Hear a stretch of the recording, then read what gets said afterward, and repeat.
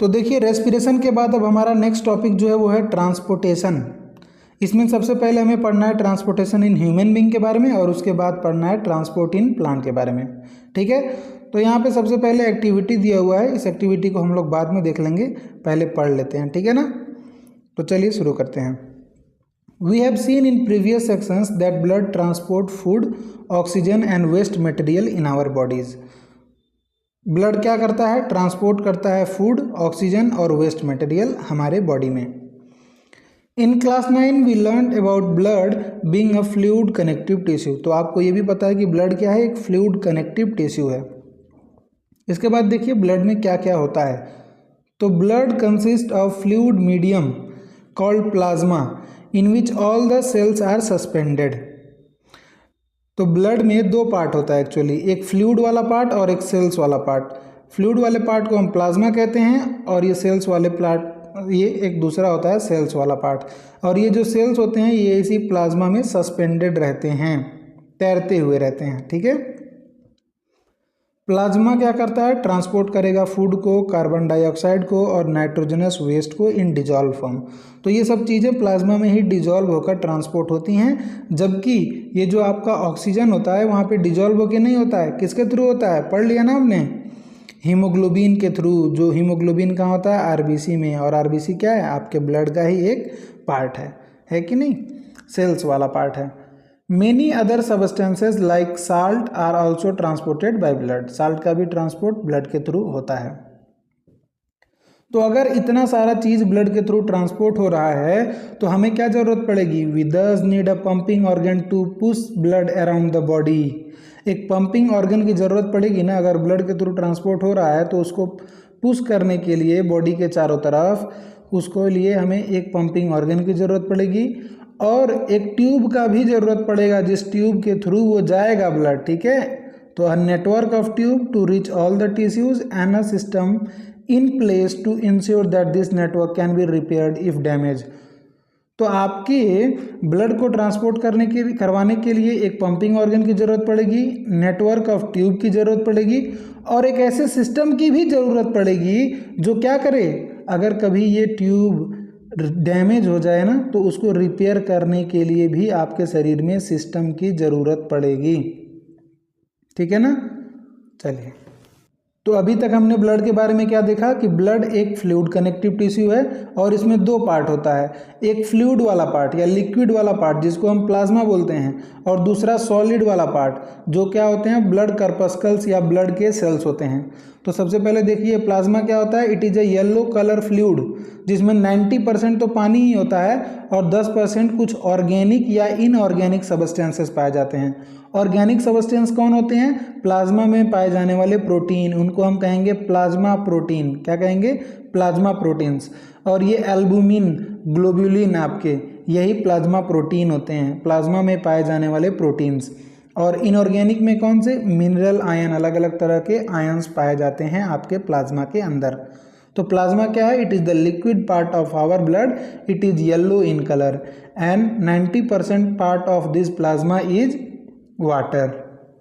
उसके बाद ब्लड कर्पस्कल्स में देखिए, ये ब्लड कर्पस्कल 3 तरह के हो सकते हैं। एक क्या? आरबीसी, दूसरा आपका डब्ल्यूबीसी और तीसरा आपका प्लेटलेट।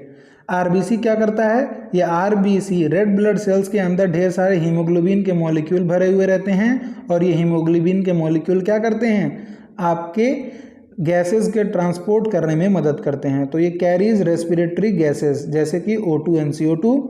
इसमें क्या होता है? हीमोग्लोबिन होता है जिसके वजह से आपका ब्लड का कलर रेड होता है, क्योंकि haemoglobin is a red coloured pigment. ठीक है, उसके बाद ये जो आपका डब्ल्यूबीसी है, ये डब्ल्यूबीसी क्या करता है? It provide body defence.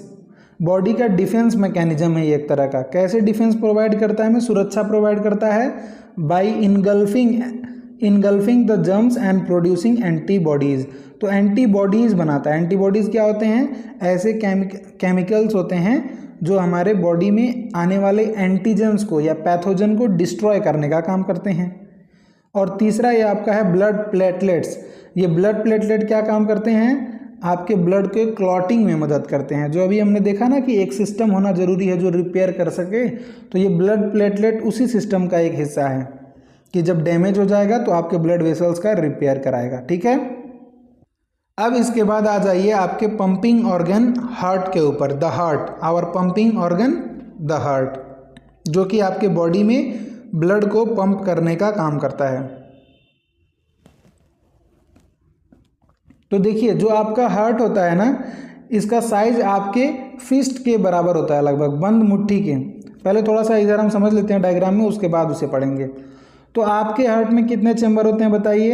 अभी तक आपको पता होगा कि आपके हार्ट में 4 चैम्बर ऐसे पाए जाते हैं। 4 चैम्बर्स होते हैं यहाँ पे, 2 ऊपर की तरफ और 2 नीचे की तरफ। जो ऊपर वाले चैम्बर होते हैं उनको एट्रियम कहा जाता है और नीचे वाले चैम्बर को वेंट्रिकल कहा जाता है। और ये दोनों एट्रियम और वेंट्रिकल एक दूसरे से वॉल से सेपरेट होते हैं। ये सेपरेट होना क्यों ज़रूरी है? ताकि हमारे बॉडी में जो ऑक्सीजनेटेड और डीऑक्सीजनेटेड ब्लड है उनको सेपरेट रखा जाए, इनका मिक्सिंग ना हो। ठीक है ना, इस वजह से हमारे जो एट्रियम और वेंट्रिकल होते हैं ये दोनों दीवारों से सेपरेट किए हुए रहते हैं। अब देखिए ये आपका क्या है, लेफ्ट एट्रियम है, ये लेफ्ट वेंट्रिकल है, ये राइट एट्रियम है और ये क्या है आपका राइट वेंट्रिकल है। दूसरी बात आपको ये ध्यान देना है कि ये जो आपका राइट एट्रियम जो होते हैं ना, इनके वॉल्स पतले होते हैं और वेंट्रिकल के वॉल मोटे होते हैं, जो कि आपको दिख भी रहा होगा। तो ऐसा क्यों होता है? क्योंकि ये वेंट्रिकल का काम एक्चुअली क्या होता है कि हमारे पूरे बॉडी में ब्लड को पंप करना। ठीक है, बॉडी में ब्लड को पंप करना। और बॉडी बहुत बड़ा है ना हमारा, तो इसी वजह से इसको मस्कुलर होना पड़ता है बहुत ज़्यादा, ताकि ज़्यादा फोर्स जनरेट हो सके और दूर तक ब्लड जा सके। ठीक है, अब चलिए आपका जो हार्ट है, ये जो एट्रियम और वेंट्रिकल दोनों साइड के जो एट्रियम और वेंट्रिकल हैं, इसके बीच में भी दीवारें होती हैं, पर उन दीवारों के बीच में कुछ ओपनिंग पाए जाते हैं और उस ओपनिंग्स में वाल्व प्रेजेंट होते हैं। क्या प्रेजेंट होते हैं? वाल्व। ये वाल्व का क्या काम होता है? ये वाल्व बैकफ्लो को प्रिवेंट करते हैं। देखिए आपके ब्लड क्या करता है, लगातार कॉन्ट्रैक्ट और रिलैक्स करता रहता है। ठीक है, आपका ब्लड लगातार कॉन्ट्रैक्ट और रिलैक्स करता है। ये बात आपको समझना बहुत ज़रूरी है कि जब भी आपका हार्ट का कोई भी चैम्बर कॉन्ट्रैक्ट करेगा तो उससे ब्लड बाहर निकलेगा, और जब कोई भी चैम्बर रिलैक्स करेगा तो उसमें ब्लड आएगा। ध्यान दीजिए क्या कह रहा हूँ, बहुत इंपॉर्टेंट बात है ये, कि आपका हार्ट जो है वो लगातार एक रिदम में कॉन्ट्रैक्ट और रिलैक्स करता है। जब भी आपका कोई चैम्बर, आपके हार्ट का कोई भी चैम्बर कॉन्ट्रैक्ट करेगा तो ब्लड उससे बाहर निकलेगा, और जब भी आपके हार्ट का कोई भी चैम्बर रिलैक्स करेगा तो ब्लड उसके अंदर आएगा, यानी उसमें फीलिंग होना चालू होगा। और जब वो कॉन्ट्रैक्ट करेगा तो उसका खाली किया जाएगा, एम्प्टीइंग किया जाएगा। ये बात समझना आपको बहुत ज़रूरी है। तो जब हम वेंट्रिकल में कॉन्ट्रैक्शन करवाते हैं, क्या करने के लिए? आपके बॉडी में ब्लड को पहुंचाने के लिए। तो ये ब्लड वापस से इस एट्रियम में ना आ जाए, इस चीज़ को प्रिवेंट करवाने के लिए यहाँ पे वाल्व लगे हुए होते हैं। जो राइट एट्रियम और राइट वेंट्रिकल के बीच में वाल्व लगे हुए रहते हैं उनका क्या नाम होता है? Tricuspid valve. और इसके बीच में जो लगा हुआ रहता है लेफ्ट एट्रियम और लेफ्ट वेंट्रिकल के बीच में, उसको हम कहते हैं बाइकस्पिड वाल्व। ठीक है, चलिए अब देखिए पढ़ते हैं, बहुत कुछ हमने सीख लिया, उसके बाद पढ़ते हैं। यहाँ पे देखिए, the heart is a muscular organ. आपका हार्ट क्या है? एक मस्कुलर ऑर्गन है, मसल का बना हुआ, which is as big as our fist. हमारे बंद मुट्ठी के बराबर होता है लगभग। Because both oxygen and carbon dioxide have to be transported by the blood, the heart has different chamber to prevent the oxygen rich blood from mixing with the blood containing carbon dioxide. क्या कह रहा है? हमारे blood के through CO2 और O2 दोनों का transport किया जाता है ना, तो ये CO2 वाला ब्लड और O2 वाला ब्लड आकर एक दूसरे में मिक्स ना हो जाएं, इस वजह से हमारे हार्ट में अलग अलग चैम्बर पाए जाते हैं। The heart has different chamber to prevent oxygen rich blood from mixing with the blood containing carbon dioxide. क्या करना होता है आपको, देखिए the carbon dioxide rich blood has to reach the lung for carbon dioxide to be removed. हमारे body के हर एक हिस्से से वो CO2 रिच ब्लड क्या करता है, हमारे लंग्स तक उसको पहुंचाना होता है ताकि उससे CO2 निकल कर हमारे लंग्स में चला जाए और हमारे CO2 से हमारे लंग्स से O2 हमारे ब्लड में चला आए और इस O2 रिच ब्लड को फिर आपके ऑर्गन तक पहुंचा दिया जाए। तो the carbon dioxide rich blood has to reach the lung for carbon dioxide to be removed, carbon dioxide को रिमूव करवाने के लिए। And the oxygenated blood from the lungs has to be brought back to the heart, इसको वापस से हमें heart में लाना पड़ता है लंग से, क्या करने के लिए, ताकि हार्ट ही आपके ऑक्सीजन रिच ब्लड को जब पंप करेगा तो वो आपके अलग अलग बॉडी के ऑर्गन तक पहुंच जाए। This oxygen rich blood is then pump to the rest of the body. We can follow this process step by step. Figure 6.11 यहाँ पे दिया हुआ है, फिगर 6.11, ठीक है। इसको देखने से पहले कुछ हम समझ लेते हैं। तो देखिए हमें क्या समझना था, हमें ये समझना है कि the heart contract and relax in A rhythmic cycle. हमारा जो हार्ट होता है वो लगातार बार बार कॉन्ट्रैक्ट और रिलैक्स करता है, कॉन्ट्रैक्ट और रिलैक्स करता है एक रिदम में। एक कॉन्ट्रैक्ट मतलब क्या होता है, सिकुड़ना, और रिलैक्स मतलब होता है वापस से फैल जाना, ठीक है। तो एक रिदम में हमारा हार्ट कॉन्ट्रैक्ट और रिलैक्स करता है, और जब कॉन्ट्रैक्ट करता है तो उसको क्या कहा जाता है, सिस्टोल, और रिलैक्सेशन वाले फेज को डायस्टोल कहा जाता है। क्या बताया, पहली बात हमारा हार्ट लगातार कॉन्ट्रैक्ट और रिलैक्स करता है, तो जब कॉन्ट्रैक्शन वाले फेज में होता है, सिकुड़ रहा होता है, उसको सिस्टोल कहते हैं, और जब रिलैक्स कर रहा होता है तो उसको डायस्टोल कहते हैं, डायस्टोल कहते हैं, ठीक है। और यही एक सिस्टोल और एक डायस्टोल को मिलाकर हम कार्डियक साइकिल कहते हैं। उसके बाद जो आपको समझना है वो ये है कि जब भी हमारा हार्ट सिस्टोल में जाएगा ना, यानी कॉन्ट्रैक्ट करेगा, तब वो चैम्बर क्या होगा, खाली हो जाएगा। वो चैम्बर, जो पर्टिकुलर चैम्बर जिसमें कॉन्ट्रैक्शन होगा या सिस्टोल होगा, वो चैम्बर खाली हो जाएगा, ब्लड उससे बाहर निकल जाएगा।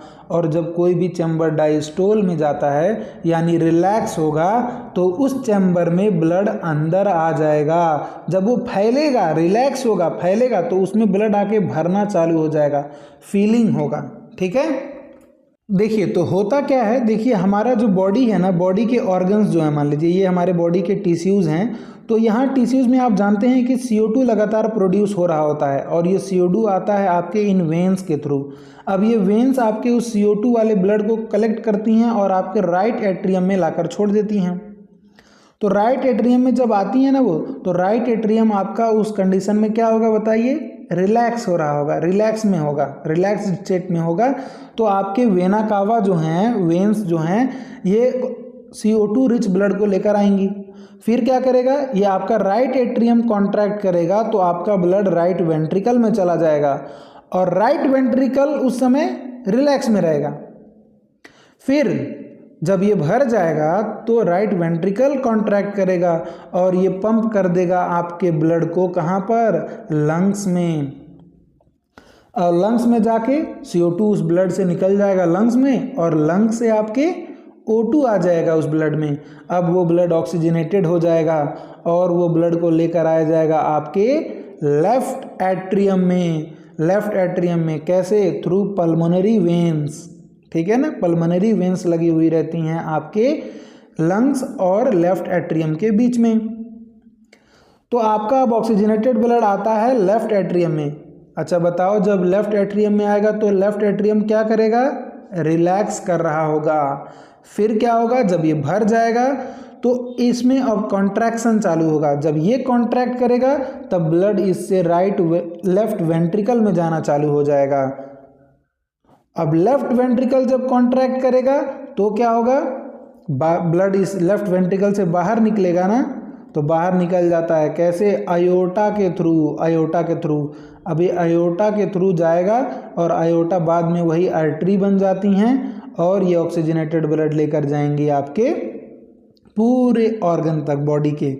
अब जब आर्टरी जाता है किसी भी टिश्यू या सेल किसी ऑर्गन के पास तो वो कैपिलरीज में बन जाता है कि नहीं, फिर यही कैपिलरीज जुड़ती हैं और वेन्स को, आर्टरी और वेन को जोड़ने का काम करती हैं कैपिलरी, ठीक है। फिर यहीं से वेन चालू हो जाएगा, फिर वही साइकिल बार बार चलता रहेगा। तो देखिए पढ़ते हैं वहाँ पे जो लिखा हुआ है, यहाँ पे एट्रियम से इन्होंने शुरू किया है, लेफ्ट एट्रियम से शुरू किया हुआ है। हम पढ़ते हैं, जो भी समझाया वो यहाँ पे दिखा हुआ है। सबसे पहले क्या होगा, oxygen rich blood from the lung come to the thin walled upper chamber of the heart on the left atrium. सबसे पहले क्या होता है, ऑक्सीजन रिच ब्लड आता है लंग से कहाँ तक, आपके लेफ्ट एट्रियम तक। उसके बाद क्या होगा, लेफ्ट एट्रियम रिलैक्स कर रहा होगा when it is collecting this blood. जाहिर सी बात है, फीलिंग तभी होगा जब कोई रिलैक्स कर रहा होगा, पहले ही बता दिया मैंने। जब फीलिंग हो जाएगा उसके बाद क्या होगा, वो कॉन्ट्रैक्ट होगा। तो it then contracts while the next chamber the left ventricle, जो उसके नीचे जस्ट लगा हुआ है वो रिलैक्स कर रहा होगा। तो क्या होगा, so that the blood is transferred to it. अब आपके लेफ्ट एट्रियम से लेफ्ट वेंट्रिकल तक ब्लड आ जाएगा। When the muscular left ventricle contract in its turn, जब उसका नंबर आएगा कॉन्ट्रैक्ट होने का ना, तब ये आपका जो ब्लड है it is pumped out to the body, आपके बॉडी में पंप कर दिया जाएगा इस ऑक्सीजनेटेड ब्लड को। अब ये ऑक्सीजनेटेड ब्लड आपके बॉडी में जाएगा, ऑक्सीजन दे देगा आपके टिश्यूज़ को, आपके सेल्स को, और वहाँ से CO2 इकट्ठा कर लेगा और वो ब्लड अब डीऑक्सीजनेटेड ब्लड हो जाएगा। तो देखिए क्या कहता है, deoxygenated blood comes from the body to the upper chamber on the right, यानी कि राइट एट्रियम में आता है एज इट रिलैक्स, यानी जब वो रिलैक्स कर रहा होता है तब डीऑक्सीजनेटेड ब्लड आता है कहाँ से, बॉडी से राइट एट्रियम में। अब जब उसमें भर जाएगा तो फिर क्या होगा, राइट एट्रियम कॉन्ट्रैक्ट करेगा और उसके नीचे वाला जो लोअर चैम्बर है यानी कि राइट वेंट्रिकल रिलैक्स करना चालू करेगा। तो जब वो रिलैक्स करेगा तो क्या होगा, राइट वेंट्रिकल रिलैक्स करेगा, राइट एट्रियम कॉन्ट्रैक्ट करेगा तो क्या होगा, राइट एट्रियम से राइट वेंट्रिकल में ब्लड आ जाएगा ना। This transfer blood to the right ventricle which in turn pumps it to the lungs for oxygenation. अब जब राइट वेंट्रिकल कॉन्ट्रैक्ट करेगा तो क्या होगा, ये आपका ब्लड पहुंच जाएगा आपके लंग्स में, क्या करने के लिए, ऑक्सीजनेशन के लिए। Since ventricle have to pump, फिर देखिए क्या कहता है, since ventricle have to pump blood into various organ they have thicker muscular wall than the atria do. तो वेंट्रिकल्स के जो वॉल होते हैं वो थिक होते हैं एज कंपेयर टू आर्टरिया। क्यों, क्योंकि आपके वेंट्रिकल्स को आपको ब्लड पंप करना होता है पूरे बॉडी में, ठीक है। और यहीं पे क्या लगे हुए रहते हैं, वाल्व्स लगे हुए रहते हैं। उनका काम क्या होता है, valves ensure that blood does not flow backward when the atria और वेंट्रिकल कॉन्ट्रैक्ट। तो ये सब बातें मैंने समझा दिया था पहले ही, फिर बता दिया। आई होप आपको क्लियर हो गया होगा, ठीक है। अब देखिए फिर एक next topic, oxygen इंटर्स the blood in the lungs. अच्छा, इससे पहले ही हम थोड़ा सा ये देख लेते हैं, इसके कुछ समझने के लिए कुछ हम फ्लो चार्ट देख लेते हैं ताकि हमें अच्छे से समझ में आ जाए, ठीक है। देखिए क्या दिया हुआ, blood circulation in human heart. Human heart में ब्लड सर्कुलेशन कैसे होता है। सबसे पहले मान लीजिए हमने लंग्स में था, लंग्स में आपका ब्लड है तो वहाँ पे ऑक्सीजनेटेड हो जाएगा। अब ऑक्सीजनेटेड ब्लड आपके लंग्स से निकलेगा, कहाँ जाता है, लेफ्ट एट्रियम में। लेफ्ट एट्रियम उस समय रिलैक्स कर रहा होता है तो उसमें ब्लड ये ऑक्सीजनेटेड भरना चालू हो जाएगा। अब जब लेफ्ट एट्रियम भर जाएगा, ये कॉन्ट्रैक्ट करेगा तो आपका ब्लड लेफ्ट वेंट्रिकल में आ जाएगा। लेफ्ट वेंट्रिकल जब भर जाएगा, कॉन्ट्रैक्ट करेगा तो ये ब्लड को पंप कर देगा, कैसे, थ्रू आयोटा, कहाँ पर, टू वेरियस बॉडी पार्ट्स। अब वेरियस बॉडी पार्ट में जाने के बाद आपका ब्लड क्या हो जाएगा, ऑक्सीजनेटेड नहीं, डीऑक्सीजनेटेड हो जाएगा। क्या हो जाएगा, डीऑक्सीजनेटेड हो जाएगा। अब ये डीऑक्सीजनेटेड ब्लड को हमारी वेना कावा, जो मोटी मोटी वेन्स होती हैं उनको वेना कावा कहते हैं, ये वेना कावा कलेक्ट करेंगी इस डीऑक्सीजनेटेड ब्लड को और आपके राइट एट्रियम में लाकर छोड़ देंगी। अब राइट एट्रियम जब पंप करेगा, कॉन्ट्रैक्ट करेगा, तो आपका ब्लड राइट वेंट्रिकल में पहुंच जाएगा। अब राइट वेंट्रिकल जब कॉन्ट्रैक्ट करेगा तो फिर वो ऑक्सीजनेशन के लिए लंग्स में पहुंच जाती हैं और ये साइकिल चलता रहता है लगातार बार बार। अब इसके बाद देखते हैं next topic, oxygen इंटर्स the blood in the lungs. मतलब आपके ब्लड में ऑक्सीजन कहाँ से आता है? लंग से आता है। The separation of the right side and left side of the heart is useful to keep oxygenated and deoxygenated blood from mixing. तो पीछे भी दिया हुआ था, हमने देखा कि जो आपका सेपरेशन है राइट साइड और left side of the heart में, वो किस चीज़ के लिए हमें मदद करता है, यूजफुल होता है? तो it prevents the mixing of oxygenated and deoxygenated blood. अच्छा, इसकी वजह से क्या होता है? Such separation allows a highly efficient supply of oxygen to the body. इसके वजह से हमारा ऑक्सीजन का सप्लाई एफिशिएंट हो जाता है और ये यूजफुल होता है। This is useful in animal that have high energy need such as birds and mammals. तो ये काफ़ी ज़रूरी होता है ऐसे ऑर्गेनिज्म में जिनकी एनर्जी की रिक्वायरमेंट ज़्यादा होती है, जैसे कि बर्ड्स और मैमल्स में। यानी आपको ये समझना है कि ये जो 4 चैम्बर्ड हार्ट है, ये जो पूरा कंप्लीट सेपरेशन है राइट और लेफ्ट के बीच में, ये सिर्फ बर्ड और मैमल में देखने को मिलता है। ठीक है, क्यों? इनकी एनर्जी नीड क्यों ज़्यादा होती है? क्योंकि इनको लगातार एनर्जी चाहिए होता है। ये एनर्जी का इस्तेमाल करते हैं अपने बॉडी के टेम्परेचर को रेगुलेट करने के लिए, अपने बॉडी के टेम्परेचर को मेंटेन करने के लिए बहुत सारा एनर्जी खर्च कर देते हैं, ये है कि नहीं? In animals that do not use energy for this purpose. बाकी कुछ ऐसे और एनिमल होते हैं जो बॉडी टेम्परेचर रेगुलेट करने के लिए एनर्जी का इस्तेमाल नहीं करते हैं। तो इनका जो बॉडी का टेम्परेचर होता है वो उनके इन्वायरमेंट में डिपेंड करता है। और ऐसे कौन से एनिमल होते हैं वो? सच एनिमल्स लाइक एम्फीबियन और many reptile have 3 chambered heart. तो इसके वजह से उनके पास क्या 4 चैम्बर्ड हार्ट भी नहीं होता है, क्या होता है? 3 चैम्बर्ड ही हार्ट होता है, जिसके वजह से उसमें थोड़ा बहुत ऑक्सीजनेटेड और डीऑक्सीजनेटेड के बीच में मिक्सिंग हो जाता है and tolerate some mixing of the oxygenated and deoxygenated blood streams. ये किसकी बात कर रहा था? एम्फीबियन और रेप्टाइल्स की। ठीक है, यानी इसमें क्या होता है? इसमें 3 चैम्बर्ड हार्ट होता है। बर्ड और मैमल में क्या होता है? 4 चैम्बर्ड हार्ट होता है और कोई भी मिक्सिंग नहीं होती है ऑक्सीजनेटेड और डीऑक्सीजनेटेड ब्लड में। जबकि एम्फीबियन और रेप्टाइल्स में 3 चैम्बर्ड हार्ट होता है और उनमें थोड़ा बहुत मिक्सिंग होता है। क्यों? क्योंकि उनमें 2 आर्टरिया तो रहते हैं पर वेंट्रिकल एक ही रहता है। ठीक है, तो इसके वजह से नीचे आने के बाद ब्लड मिक्स हो जाता है एक दूसरे के साथ। जबकि फीसेस में देखिए, मछलियों में क्या होता है? Fishes on the other hand have only 2 chambers to their heart. मछलियों में तो सिर्फ 2 ही चैम्बर होता है। And the blood is pumped to the gills is oxygenated there and passes directly to the rest of the body. तो जो faeces होती है ना, उसमें क्या होता है? ओनली 2 चैम्बर्ड हार्ट होता है, 2 चैम्बर्ड। तो हार्ट जब ब्लड को पंप करता है ना, तो वो कहाँ पर पहुँचता है? गिल्स पर पहुँचता है, गिल्स के पास, और वहीं पर आके उस ब्लड को ऑक्सीजनेटेड किया जाता है। अब यहाँ ऑक्सीजनेटेड करने के बाद इसको डायरेक्टली पंप किया जाता है आपके बॉडी के अलग अलग पार्ट्स में, और उसके बाद फिर वो बॉडी के अलग अलग पार्ट से आके आपके हार्ट में ब्लड इंटर हो जाता है। तो ये है ब्लड सर्कुलेशन का पाथवे इन फीसेस, ब्लड सर्कुलेशन का पाथवे इन फीसेस। क्या होता है? वहाँ पे 2 चैम्बर हार्ट होता है। हार्ट पंप करेगा ब्लड को कहाँ पे? गिल्स में, बॉडी के पास नहीं पंप करता है, देखिएगा ध्यान से। यानी यहाँ से क्या निकल रहा होगा? यानी यहाँ से डीऑक्सीजनेटेड ब्लड निकलता है और गिल्स के पास जाकर वहाँ पे उसमें ऑक्सीजन आकर मिलता है।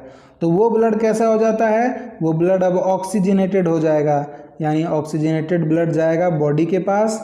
अच्छा, फिर बॉडी के पास जाने के बाद तो वो ब्लड डीऑक्सीजनेटेड होकर निकलेगा ना, यानी डीऑक्सीजनेटेड ब्लड अब आएगा आपके हार्ट में, किस आपके नहीं, फीसेस के हार्ट में। ठीक है, तो इस वजह से देखो ना, फीसेस में तो जो हार्ट होता है ना, वहाँ पे ऑक्सीजनेटेड ब्लड कभी नहीं पहुँचता है, उसमें डीऑक्सीजनेटेड ब्लड आता भी है और डीऑक्सीजनेटेड ब्लड ही जाता भी है।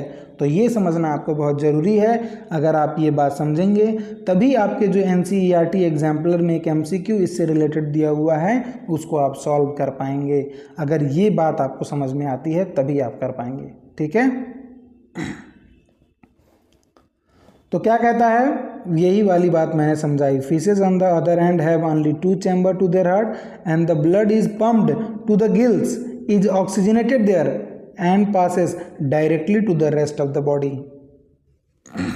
मतलब ऑक्सीजनेटेड करने के बाद उसको फिर हार्ट के पास नहीं पहुंचाया जाता है कि भाई हार्ट ये लो तुम पहुंचाओ बॉडी के पास, जैसा कि हमारे अंदर होता है। गिल्स के बाद डायरेक्ट बॉडी में भेज दिया जाता है। दस blood goes only once through the heart in fish during one cycle of the passage through the body। यानी कि ये जो ब्लड है ना, मछलियों में हार्ट के पास एक साइकिल में एक ही बार जाता है। एक साइकिल में ब्लड हार्ट के पास एक ही बार जाता है। इसी की वजह से उनमें क्या होता है, सिंगल सर्कुलेशन होता है। उनमें क्या होता है, तो फिशेस में क्या होता है, सिंगल सर्कुलेशन होता है। जबकि बाकी जो वर्टिब्रेट्स होते हैं, on the other hand it goes through the heart twice during each cycle in other vertebrate. बाकी वर्टिब्रेट्स में जैसे कि कौन कौन, एम्फीबियन, रेप्टाइल्स, बर्ड्स, मैमल्स, इनमें क्या होता है, हार्ट के पास ब्लड 2 बार जाता है एक साइकिल में। तो इनमें क्या होता है, डबल सर्कुलेशन होता है। एक्चुअल में अगर आप देखें तो एक सही मायने में डबल सर्कुलेशन बर्ड्स और मैमल में ही पाया जाता है, क्योंकि इन्हीं में कम्प्लीटली 4 चैम्बर हार्ट होते हैं ना। जबकि ये जो एम्फीबियन और रेप्टाइल हैं इनमें भी डबल सर्कुलेशन होता है, पर वो एक तरह से हम इसको कह सकते हैं कि इनकम्प्लीट डबल सर्कुलेशन है। क्या, इनकम्प्लीट डबल सर्कुलेशन होता है। पर आपके किताब में तो इन्होंने सीधे ये लिख दिया है कि मछलियों में, फिशेज में सिंगल सर्कुलेशन होता है, यानी कि ब्लड हार्ट के पास एक ही बार जाता है एक साइकिल में। जबकि बाकी जो वर्टिब्रेट होते हैं उनमें हार्ट के पास ब्लड जो है एक साइकिल में 2 बार जाता है, और इसको हम डबल सर्कुलेशन कहते हैं, ठीक है। तो चलिए, आपने हार्ट के बारे में पढ़ लिया। अब हार्ट के बाद आपको देखना है ट्यूब्स के बारे में। इनके बारे में, ट्यूब्स, ब्लड वेसल्स के बारे में। वो वेसल्स जिनके थ्रू आपका ब्लड ट्रांसपोर्ट हो रहा होता है आपके बॉडी के अलग अलग पार्ट में। तो देखिए, ये जो ब्लड वेसल होते हैं ये 3 तरह के होते हैं। एक क्या है आपका आर्टरी, दूसरा होता है आपका वेन्स, और तीसरा होता है कैपिलरी। अब इन तीनों के बारे में आपको जानना है कि कौन किस चीज़ का ट्रांसपोर्ट करवाता है, कौन मोटा होता है, कौन पतला होता है। तो artery are the vessel which carry blood away from the heart to various organ of the body. Artery ऐसी वेसल्स होती हैं जो ब्लड को हार्ट से अवे ले जाती हैं। कहाँ अवे, हार्ट से दूर।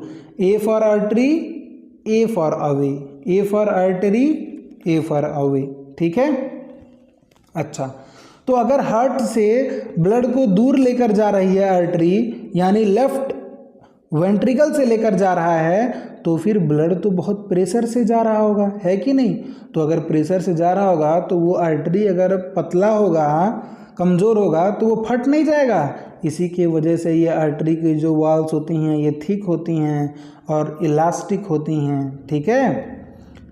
जबकि वेन्स क्या करते हैं, वेन्स यहीं पे देख लीजिए, वेन्स क्या होते हैं, वेन्स आपके बॉडी के अलग अलग ऑर्गन से आपके हार्ट तक लेकर आने का काम करते हैं।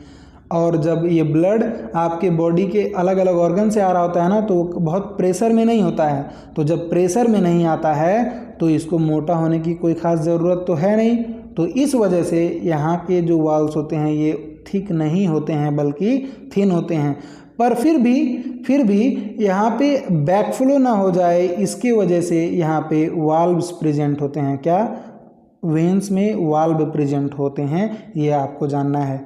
और उसके बाद जब आपका आर्टरी जाता है आपके ऑर्गन के पास ना, और ऑर्गन से वेन निकल रहा होता है, तो इन दोनों आर्टरी और वेन्स को एक पतली पतली ब्लड वेसल्स कनेक्ट करने का काम करती हैं, जो कि यही पतली वाली वेसल्स ही आपके सेल के डायरेक्ट कांटेक्ट में होती हैं, इनको हम कैपिलरीज कहते हैं।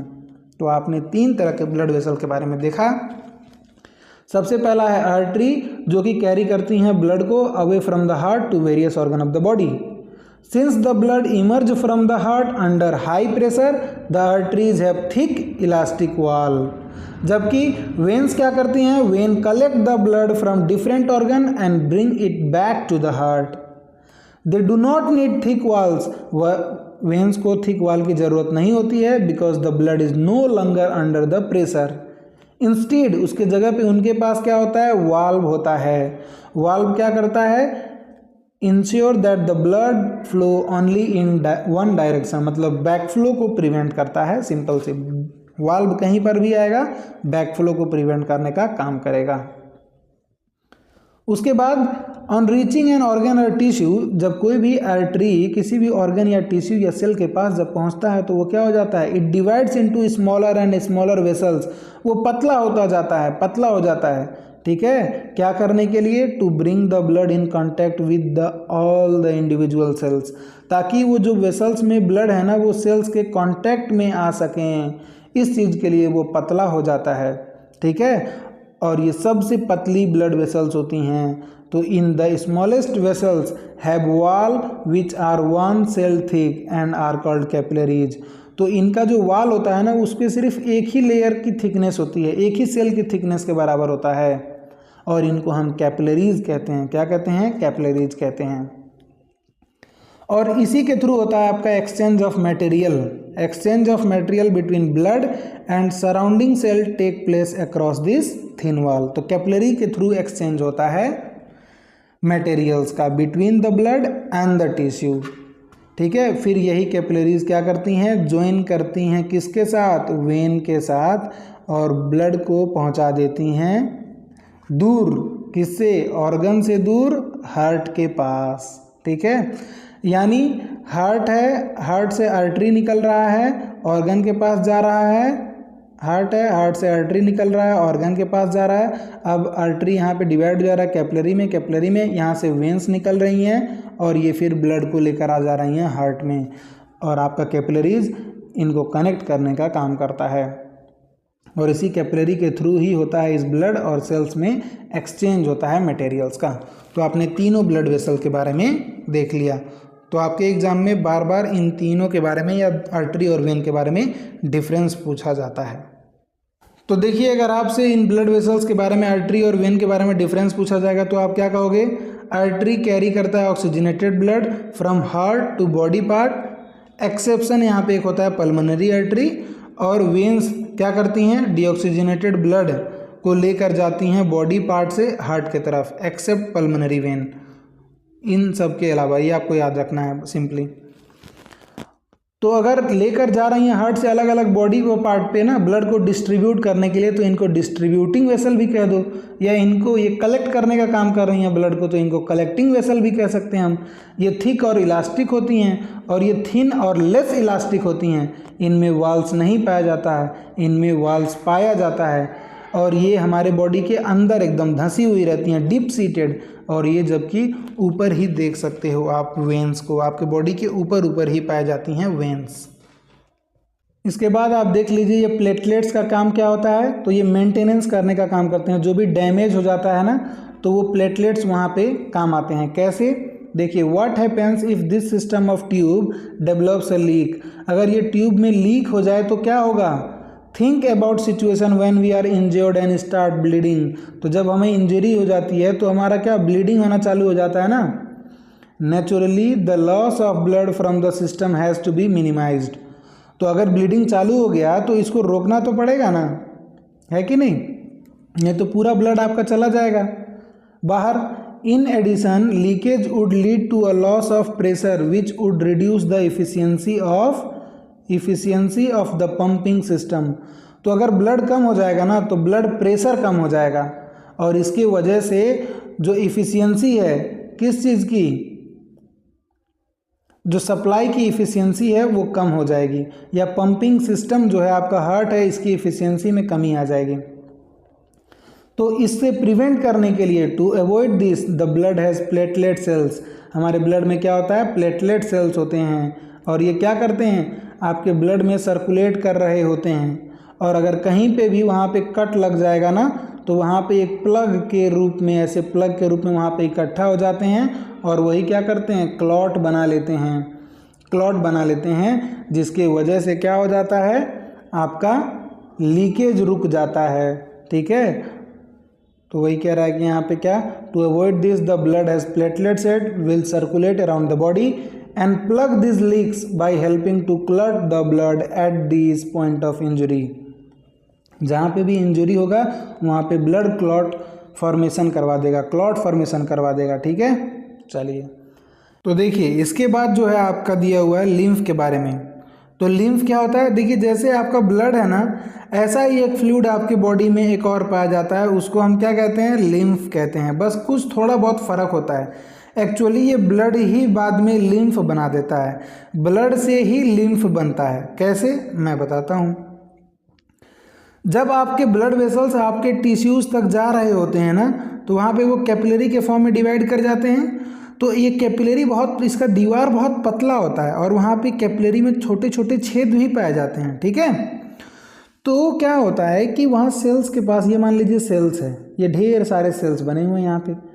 अब जब आपका ब्लड यहाँ तक जाएगा तो सेल्स के बीच में एक्सचेंज होता है ब्लड का, तो इसके साथ ही ये तो हो रहा है, चलो ठीक है, कोई दिक्कत नहीं।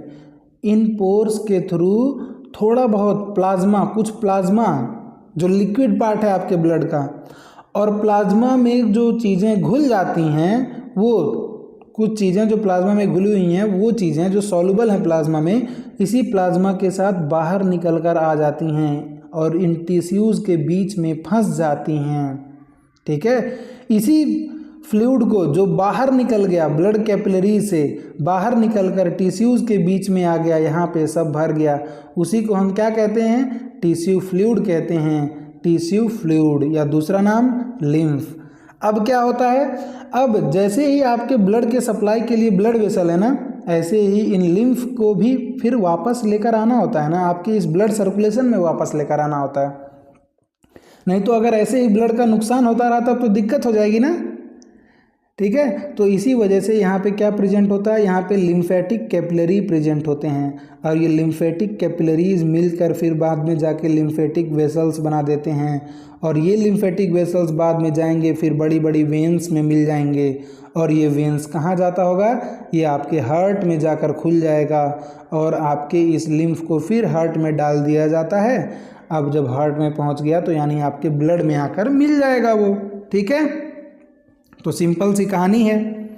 अच्छा, फ़र्क क्या होता है कि जो इसमें आरबीसी होता है ना ब्लड में, वो बाहर नहीं जाता है, तो इसकी वजह से आपका लिम्फ कलरलेस होता है, क्योंकि उसमें आरबीसी प्रेजेंट ही नहीं है, और आरबीसी के वजह से ही तो ब्लड रेड होता है। देखिए, there is another type of fluid also involve in transportation. Transportation में एक और तरह का फ्लूइड होता है, इसी को हम लिम्फ या टिश्यू फ्लूइड कहते हैं। कैसे बनता है ये, through the pore present in the wall of capillaries. Capillary के वॉल में, दीवारों में जो छोटे छोटे पोर्स होते हैं, वहाँ से सम अमाउंट ऑफ प्लाज्मा, थोड़ा बहुत प्लाज्मा, कुछ छोटे छोटे प्रोटीन्स और कुछ थोड़े बहुत ब्लड सेल्स एस्केप हो जाते हैं, बाहर निकल जाते हैं। कहाँ, इंटरसेलुलर स्पेसेस, टिश्यूज़ के बीच में, जो टिश्यूज़ में जो सेल है ना, तो उन सेल के बीच में जो स्पेस है, उस इंटरसेलुलर स्पेस में चले जाते हैं और बनाते हैं टिश्यू फ्लूइड या लिम्फ। अब कैसा होता है lymph, it is similar to the plasma of blood. ये आपके ब्लड प्लाज्मा के सिमिलर ही होता है, बट कलरलेस होता है। कैसा होता है, कलरलेस होता है। And contain less protein, and contains less protein, उसमें थोड़ा सा प्रोटीन कम होता है, क्योंकि कुछ ही प्रोटीन बाहर निकल पाते हैं, बड़े बड़े प्रोटीन थोड़ी बाहर निकल जाएंगे उस छोटे छोटे छेद से। अब ये लिम्फ बाद में ड्रेन हो जाते हैं, मतलब गिर जाते हैं लिम्फेटिक कैपिलरी में इंटरसेलुलर स्पेस से, which join to form large lymph vessel, बाद में लिम्फ वेसल में ये खुल जाएंगे और फाइनली आपके बड़ी बड़ी वेन्स में जाकर ये खुल जाते हैं, ठीक है, और आपके ब्लड में पहुंच जाता है दोबारा से आपका लिम्फ। लिम्फ का एक दूसरा इंपॉर्टेंट फंक्शन क्या है कि लिम्फ आपके फैट के एब्जॉर्प्शन में मदद करता है, फैट के एब्जॉर्प्शन में मदद करता है, ठीक है। वो जो आपके विलाई होते हैं ना स्मॉल इंटेस्टाइन में, वहाँ पे लैक्टियल्स लिम्फ वेसल्स लगे हुए रहते हैं और वो फैट के एब्जॉर्प्शन में मदद करते हैं, ये आपको याद रखना है। तो lymph carries digested and absorb fat from intestine, ठीक है। और क्या करता है, and drains access fluid from extra cellular space back into the blood. तो एक्स्ट्रा सेलुलर स्पेस से जो एक्स्ट्रा फ्लूइड है ना, एक्सेस फ्लूइड है, उसको वापस ब्लड में गिरा दिया जाता है। तो ये लिम्फ भी हो गया। चलिए, आपके एग्जाम में ब्लड और लिम्फ के बारे में भी कंपेयर करने के लिए पूछा जाता है। चलिए, ट्रांसपोर्ट इन प्लांट देखने से पहले हमारा जो पीछे छूटा हुआ है ये वाला चीज जो छूटा हुआ है इसको पढ़ लेते हैं, ब्लड प्रेशर के बारे में। तो क्या होता है ब्लड प्रेशर, बताइए, what do you mean by blood pressure. बहुत सिंपल है, ये देखो ना, ये जो आपके ब्लड वेसल एक जा रहा है, इस ब्लड वेसल के अंदर क्या दिख रहा है आपको, ब्लड दिख रहा है ना। तो जब ये एक ट्यूब है, इसके अंदर पानी या ब्लड कुछ भी बहेगा तो क्या होगा, इन दीवारों पे प्रेशर लगेगा ना, तो इसी प्रेशर को ब्लड प्रेशर कहते हैं। बस सिंपल सी बात है। तो जो प्रेशर लगेगा, जो फोर्स लगेगा ब्लड वेसल्स के दीवारों में, उसी को ब्लड प्रेशर कहा जाता है। The force that blood exerts against the wall of a vessel is called blood pressure. तो वेसल के जो वॉल पर फोर्स एक्सर्ट करता है आपका ब्लड, उसको ब्लड प्रेशर कहा जाता है। ये प्रेशर आर्टरी में ज़्यादा होता है एज कंपेयर टू वेन। क्यों, आप बताओ। The pressure of blood inside the artery during ventricular systole, systole यानी contraction, is called systolic pressure. तो जो आपका बीपी या ब्लड प्रेशर है, उसको दो पार्ट में हम मेजर कर सकते हैं। एक वेंट्रिकुलर सिस्टोल के टाइम पे, यानी एक जब वेंट्रिकल कॉन्ट्रैक्ट कर रहा होता है और एक जब वेंट्रिकल रिलैक्स कर रहा होता है। जब वेंट्रिकल कॉन्ट्रैक्ट करेगा तो उसको सिस्टोलिक प्रेशर कहेंगे, क्योंकि कॉन्ट्रैक्ट मतलब क्या होता है, सिस्टोल। और जब वेंट्रिकल डायस्टोल में होगा यानी रिलैक्स कर रहा होगा, तब उस समय जो प्रेशर लगेगा आपके आर्टरीज में, उसको डायस्टोलिक प्रेशर कहते हैं, ठीक है। तो the pressure of blood inside artery during ventricular systole is called systolic pressure, and the pressure in arteries during ventricular diastole is called diastolic pressure. और नॉर्मल सिस्टोलिक प्रेशर का value कितना होता है, 120 mm ऑफ Hg, और diastolic pressure क्या होता है, 80 mm of Hg। तो एक नॉर्मल बीपी अगर आपको लिखना हो तो क्या लिखोगे, ऐसे 120 mm Hg by 80 mm Hg, ठीक है ना, 120 बाई 80, ठीक है। 120 कब होगा, जब वेंट्रिकुलर सिस्टोल कर रहे होंगे, और जब वेंट्रिकुलर डायस्टोल कर रहे होंगे तब 80 mm Hg होगा। अच्छा, आपके दिमाग में आ सकता है कि आर्ट्रिया में क्यों नहीं हम मेजर कर रहे हैं। तो आर्ट्रिया में उतना प्रेशर इम्पैक्ट नहीं होता है ना, आर्ट्रिया की वजह से उतना इम्पैक्ट नहीं जनरेट होता, क्योंकि उसके वॉल्स पतले रहते हैं। फिर आप क्या कहोगे कि यहाँ पे आर्टरी में ही क्यों मेजर कर रहे हैं, वेन्स की तो बात नहीं लिखा है सर यहाँ पे। तो आर्टरी में इस वजह से मेजर करते हैं क्योंकि आर्टरी क्या कर रहा था, हार्ट से अवे लेकर जा रहा था ना ब्लड को, और वहाँ से प्रेशर से आ रहा था। तो आर्टरी में प्रेशर ज़्यादा होता है, तो उसी को मेजर करते हैं जो ज़्यादा होता है। अब कम अगर है प्रेशर, मेजर ही नहीं कर पाओगे उसको, तो कैसे मेजर करेंगे, ठीक है। चलिए देखिए, यहाँ पे आर्टरी को दिखा रहा है और आपका जो ब्लड प्रेशर है 120 सिस्टोलिक और 80 डायस्टोलिक, ठीक है। यहाँ पे कैसे देखिए, यहाँ पे कफ है, इसको बांध दिया जाता है और इसके बाद इसके थ्रू हवा भरा जाता है, ठीक है। Pressure in the cuff above 120, ठीक है। आर्टरी बंद हो जाती है, यहाँ पे ये दिखाया हुआ है कैसे, और इसको आप चाहो तो स्टेथोस्कोप से सुन भी सकते हो आवाज़ को, ठीक है ना। चलिए आगे देखिए, blood pressure is measured with an instrument call sphygmomanometer. तो ये जो इंस्ट्रूमेंट दिखा रहा है ना, इसको क्या कहते हैं, स्फिग्मोमैनोमीटर कहते हैं। अच्छा, कभी कभी क्या होता है, आपने सुना होगा बीपी हाई हो गया है, तो बीपी हाई होने को ही हाइपरटेंशन कहा जाता है, ठीक है। और बीपी हाई क्यों हो जाता है, देखो ना, ये ब्लड था, उसमें ब्लड फ्लो, ये ब्लड वेसल है, उसमें ब्लड फ्लो कर रहा है, उसकी वजह से प्रेशर है। तो अगर कभी ये ब्लड वेसल का जब रास्ता पतला हो जाए ना, सिकुड़ जाए, तब थोड़ा ज़्यादा दिक्कत होगी इस ब्लड को फ्लो करने में, और बीपी आपका, प्रेशर ज़्यादा एग्जर्ट होगा इन दीवारों पर, तो वही कहते हैं कि बीपी बढ़ गया है। तो क्यों बढ़ता है, वही कह रहा है कि high blood pressure is also called hypertension and is caused by the constriction of arterioles. तो ये जो आर्टरी या आर्ट्रियोल हैं वो जब कॉन्स्ट्रिक्ट हो जाते हैं, कॉन्स्ट्रिक्ट मतलब पतले हो जाते हैं, और तो इसी के वजह से जब पतले हो जाते हैं, which results in increase resistance to blood flow, blood flow के लिए रेजिस्टेंस इंक्रीज हो जाता है, तो प्रेशर हाई हो जाता है। अच्छा, it can lead to the rupture of an artery and internal bleeding. अगर ज़्यादा हाई हो जाएगा तो उस आर्टरी का रप्चर भी हो सकता है और अंदर ही अंदर ब्लीडिंग, इंटरनल ब्लीडिंग होने लगेगा। ये आप कहोगे कि कॉन्स्ट्रिक्शन कैसे होता है, तो आप समझ सकते हो कि जो ब्लड फैट वगैरह या कोलेस्ट्रॉल वगैरह जम जाते हैं तो उसके वजह से कॉन्स्ट्रिक्शन हो जाता है। चलिए, तो इसके बाद जो अपना सबसे पहले जो ये था ना, एक्टिविटी 6.7, ये देख लेते हैं। तो क्या कहता है, visit a health centre in your locality and find out what is normal range of haemoglobin content in human being. एक हेल्थ सेंटर में जाइए अपने इलाके के और वहाँ पे पता कीजिए कि normal range of haemoglobin, human body में एक नॉर्मल रेंज ऑफ हीमोग्लोबिन कितना होता है। अच्छा, फिर कहता है कि पता कीजिए कि ये क्या चिल्ड्रन और एडल्ट के लिए सेम है। फिर क्या कहता है, is there any difference in the haemoglobin level for men and women, men और वुमेन में क्या कोई फ़र्क है।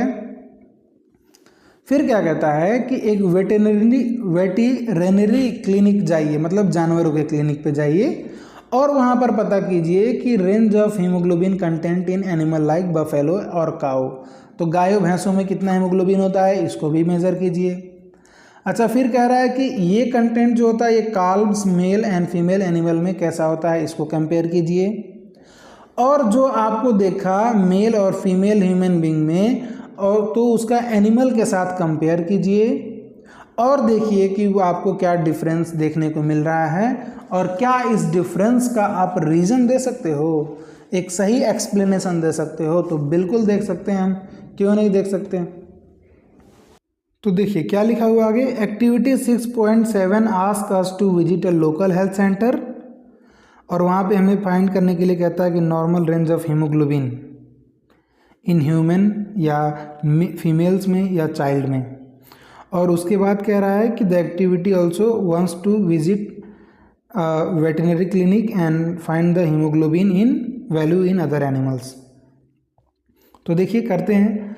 तो जब आप जाएंगे वहाँ पे तो आप ये ऑब्जर्व करेंगे कि हीमोग्लोबिन जो रेंज होता है ना, ये वेरी करता है with age and sex, with age and sex. तो हीमोग्लोबिन का जो रेंज होता है ना, तो एज के साथ साथ और सेक्स के साथ दोनों में वेरिएशन शो करता है। इसके बाद देखिए, अब इसका एक्सप्लेनेशन क्या दोगे आप, इसका एक्सप्लेनेशन ये है कि देखिए हीमोग्लोबिन एक आयरन कंटेनिंग रेड पिगमेंट होता है। हीमोग्लोबिन ये जो हीम वाला पार्ट है ना, यही क्या होता है, आयरन होता है। एक्चुअली आयरन के लिए हम हीम शब्द इस्तेमाल करते हैं। तो it is iron containing red pigment present in our red blood cell. क्या करता है, it transport oxygen from the lungs to tissues. A person with lesser haemoglobin looks pale with low energy. Spinach, beetroot, beans and lentils are rich source of iron. तो देखिए अलग अलग reason में भी haemoglobin का वैल्यू जो है वो डिफर करता है। अलग अलग रीजन में भी हीमोग्लोबिन का वैल्यू डिफर कर सकता है। कॉजेज ऑफ रीजनल वेरिएशन, तो haemoglobin varies from place to place and depends on the environmental condition. वो इन्वायरमेंटल कंडीशन में भी डिपेंड करता है। अगर आपके एयर में if there is a low oxygen concentration in the air then there is higher haemoglobin content. For example people going to high altitude, देखिए जब हाई एल्टीट्यूड जो पहाड़ों पे जाते हैं ना लोग, तो वहाँ पे ऑक्सीजन का, एयर में ऑक्सीजन का अमाउंट कम होता है, तो उस टाइम पे हमारा हीमोग्लोबिन 2-3 महीने बाद हमारा हीमोग्लोबिन देखेंगे कि हीमोग्लोबिन का काउंट बढ़ चुका होगा। क्यों? ताकि उसको बैलेंस किया जा सके ना, क्योंकि आपके बॉडी की रिक्वायरमेंट तो उतनी ही रहेगी। अब ऑक्सीजन कम है तो ज़्यादा से ज़्यादा ऑक्सीजन को लेकर जाया जा सके, इसके वजह से वो ट्रांसपोर्ट करने वाला चीज़ जो हीमोग्लोबिन है उसका वैल्यू बढ़ा दिया जाता है। ठीक है, तो ये भी आपको जान लें तो बेहतर रहेगा। और उसके बाद देखिए the different values in male versus female, differences in males are thought to be due to hormonal influence. तो मेल और फीमेल में अलग अलग होने का वजह क्या है, कारण क्या है? तो उसका कारण है मेल और फीमेल में पाए जाने वाले अलग अलग हार्मोन्स। ठीक है, सिग्निफिकेंस क्या होता है हीमोग्लोबिन के वैल्यू का? तो haemoglobin content act as a marker of good health. अगर हीमोग्लोबिन का लेवल बढ़िया है तो आप कह सकते हो कि आदमी हेल्दी है। Lower range indicates anaemia and mall nutrition. अगर हीमोग्लोबिन का अमाउंट कम है तो यानी कि अनीमिया है। अनीमिया क्या होता है? वही हीमोग्लोबिन की कमी यानी खून की कमी। तो अगर आप कभी कोई आपको कमजोरी हो या दिक्कत हो, आप जाओ डॉक्टर के पास, तो वो क्या करता है? खून जांच करवाता है और वहाँ पे लिखा हुआ रहता है हीमोग्लोबिन, नॉर्मल काउंट लिखा हुआ रहेगा और आपका काउंट लिखा हुआ रहेगा। तो नॉर्मल से अगर आपका कम रहेगा तो क्या कहेगा? खून की कमी है। तो आपको आयरन के कुछ सप्लीमेंट्स देगा वो। ठीक है, आयरन के सप्लीमेंट्स देगा। फिर देखिए डिफिशियंसी ऑफ हीमोग्लोबिन की वजह से क्या होता है? हीमोग्लोबिन रेस्पिरेटरी पिगमेंट है जो कि ट्रांसपोर्ट करता है ऑक्सीजन को बॉडी के सेल्स तक, क्या करने के लिए? सेलुलर रेस्पिरेशन करने के लिए। तो अगर आपके बॉडी में डिफिशियंसी हो जाए हीमोग्लोबिन की तो ये क्या करेगा? ये जो ऑक्सीजन की सप्लाइंग कैपेसिटी है आपके ब्लड की, इसको अफेक्ट कर देगा। ठीक है, और आपके ब्लड में, आपके ब्लड बॉडी के सेल्स में ऑक्सीजन की कमी हो जाएगी और इससे एक बीमारी हो जाएगा जिसको आप एनीमिया कहोगे। चलिए, ये सब देखने के बाद हम देख लेते हैं आपका जो मेन मुद्दा था। तो जब जाओगे ना क्लिनिक पे तो ये देखोगे आप मेन वुमेन चिल्ड्रन सब में वैल्यू अलग अलग होती है। मेन में क्या है? 14 से 17 ग्राम पर 100 ml ब्लड। 100 ml ब्लड में आपको हीमोग्लोबिन मर्दों में 14 से 17 ग्राम देखने को मिलेगा, औरतों में 12 से 15 ग्राम और बच्चों में 11 से 16 ग्राम देखने को मिलेगा। तो चिल्ड्रन और एडल्ट में सेम है क्या? नहीं, अलग अलग तो है। वही तो देखा आपने, एडल्ट में कितना है? 12 से 17 ग्राम है, जबकि चिल्ड्रन में क्या है? 11 से 16 ग्राम है पर 100 ml ऑफ ब्लड। अच्छा, ये काल्व्स मेल और फीमेल में क्या है ये भी तो बोला था आपको देखने के लिए।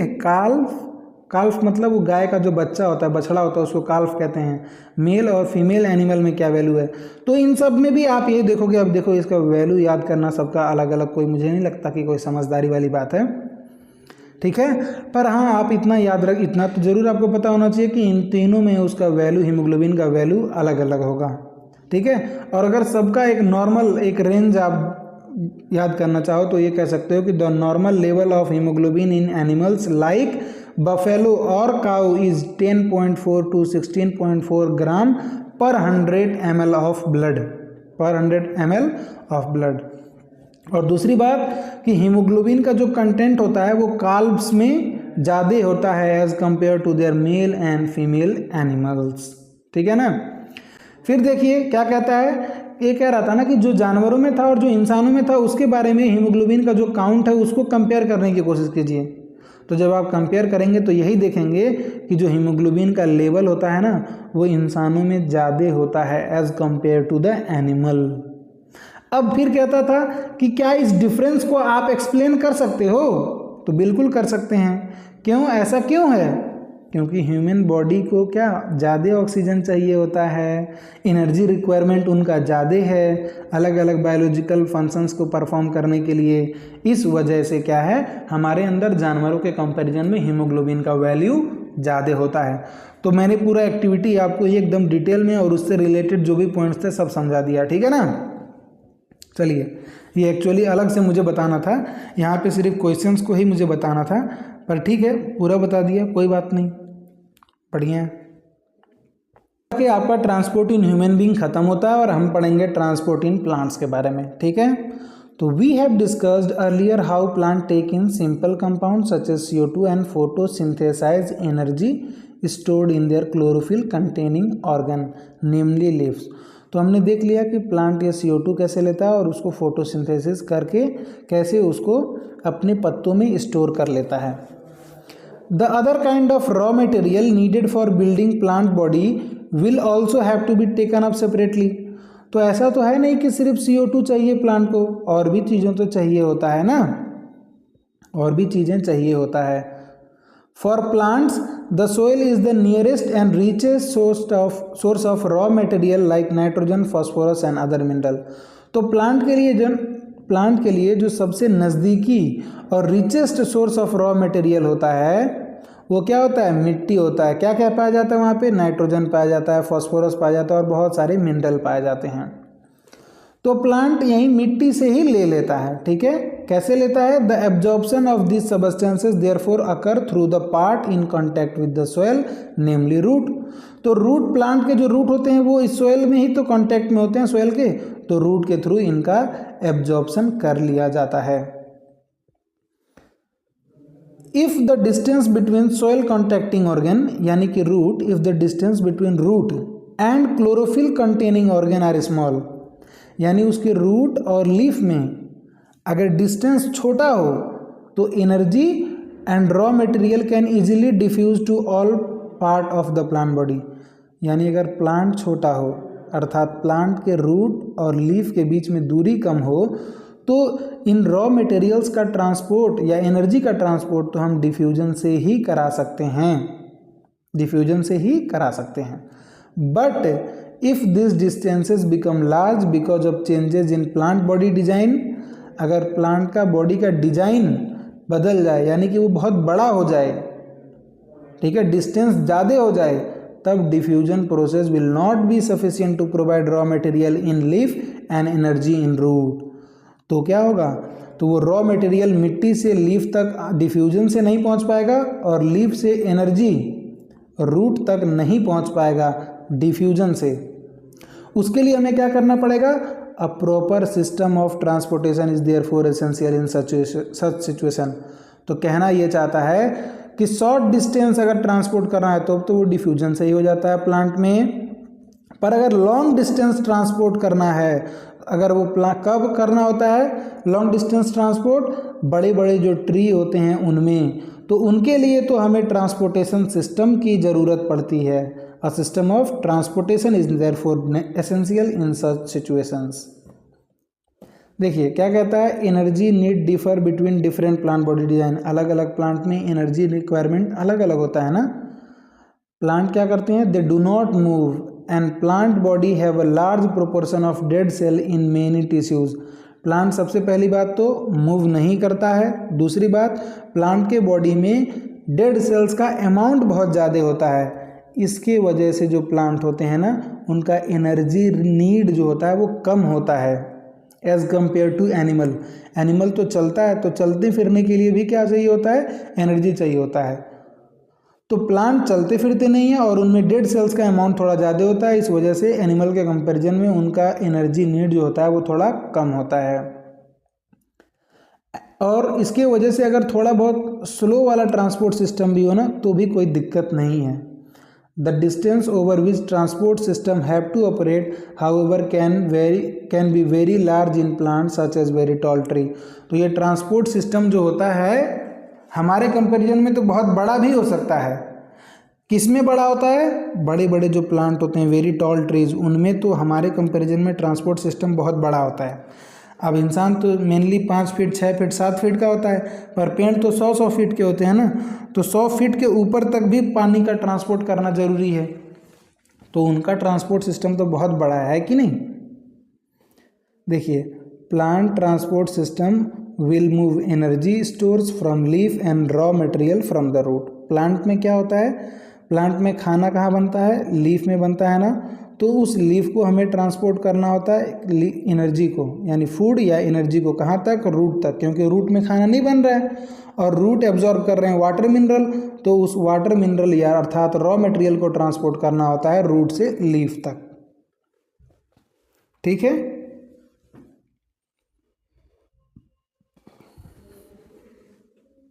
These two pathways are constructed as independently organized conducting tubes। तब अब इन चीज़ों को ट्रांसपोर्ट करने के लिए दो ट्यूब्स बने हुए होते हैं, दो तरह के ट्यूब्स बने हुए होते हैं। पहला क्या है, जाइलम।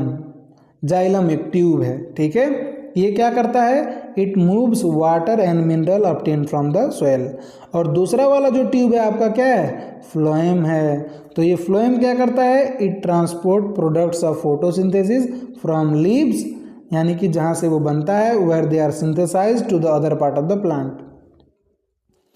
तो आपने क्या समझा, प्लांट में जो ट्रांसपोर्ट सिस्टम होता है वो दो तरह का होता है, वो ट्यूब से बना हुआ होता है, एक जाइलम से और दूसरा फ्लोएम से। जाइलम से क्या जाता है, जाइलम से जल जाता है, जाइलम से क्या जाता है, जल यानी पानी, वाटर और उसके साथ मिनरल। और फ्लोएम से क्या जाता है, फ्लोएम से तो फूड जाता है, फ्लोएम से फूड जाता है, और जाइलम से क्या जाता है, जल जाता है। ऐसे आप याद रख सकते हो। और आपने इस टिश्यूज़ के बारे में क्लास 9 में पढ़ा भी होगा, है कि नहीं। तो चलिए, ट्रांसपोर्ट ऑफ वाटर कैसे होता है, जाइलम के थ्रू ट्रांसपोर्ट ऑफ वाटर कैसे होता है, ये पढ़ लेते हैं हम। इन xylem tissues vessels and tracheids of the root, stem and leaves are interconnected to form a continuous system of water conducting channels reaching all part of the plant।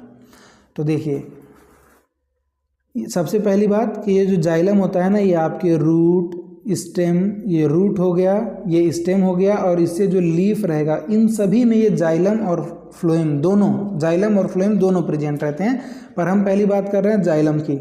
तो xylem में मेनली 4 पार्ट होते हैं, वैसे तो आपको किताब में 2 part दिया हुआ है। क्या इसमें क्या होते हैं, ट्रेकेड्स होते हैं एक, और दूसरे क्या होते हैं, वेसल्स होते हैं। ये दोनों ट्यूब लाइक स्ट्रक्चर होते हैं, और ये दोनों ट्यूब कहाँ पे प्रेजेंट होते हैं, हर जगह, रूट में भी, स्टेम में भी, लीफ में भी।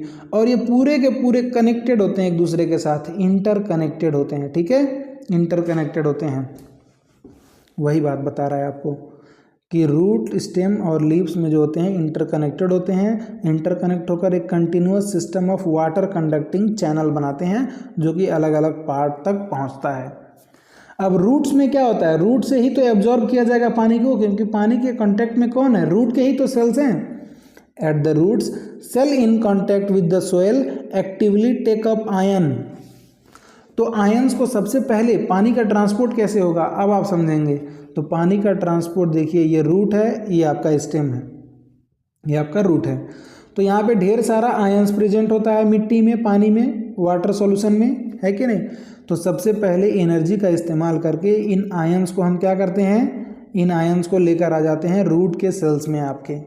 तो जब आयंस यहाँ पे ढेर सारा आ जाएगा ना, तो क्या होता है कि इन आयंस का कंसंट्रेशन यहाँ पे ज़्यादा हो जाएगा, यानी सॉल्यूट का कंसंट्रेशन ज़्यादा हो जाएगा। और आप जानते हैं जहाँ पे भी सॉल्यूट ज़्यादा हो जाएगा, पानी का मूवमेंट ऑटोमेटिक उधर होने लगेगा। तो सबसे पानी का मूवमेंट अंदर हो, इसके लिए हम क्या करते हैं, सबसे पहले हम इससे सेल्स, इसमें क्या करते हैं, इन आयंस को एक्टिवली हम अपटेक करवा लेते हैं, जिसकी वजह से यहाँ आयंस का कंसंट्रेशन ज़्यादा हो जाए ढेर सारा, ताकि यहाँ पे सॉल्वेंट की कमी हो जाए, पानी की कमी हो जाए, और पानी बाहर से अंदर की तरफ आने लगे। ठीक है, तो वही चीज़ समझाया है यहाँ पे कि at the roots cell in contact with the soil actively take up ions. Ions को तो एक्टिवली लिया जाता है। उसके बाद क्या हो जाता है, एक डिफरेंस क्रिएट हो जाता है। This creates a difference in the concentration of this ion between root and soil. तो जब ये कंसंट्रेशन का डिफरेंस क्रिएट हो जाएगा, तो वाटर जो है, water therefore moves into the root from the soil to eliminate the difference. तो इस डिफरेंस को ख़त्म करने के लिए वाटर ऑटोमेटिकली सोइल से रूट के सेल के अंदर जाने लगता है। This means there is a steady movement of water into the root xylem. अब रूट के जाइलम में जो जाइलम होंगे ना, इसी से तो पानी जाएगा, उसमें लगातार मूवमेंट होते रहता है, होना चालू हो जाता है पानी का, और एक कॉलम बन जाता है। कॉलम बन जाता है और उसके थ्रू वो ऊपर की तरफ पुश होता जाता है और पानी आपका ट्रांसपोर्ट हो जाता है। ठीक है।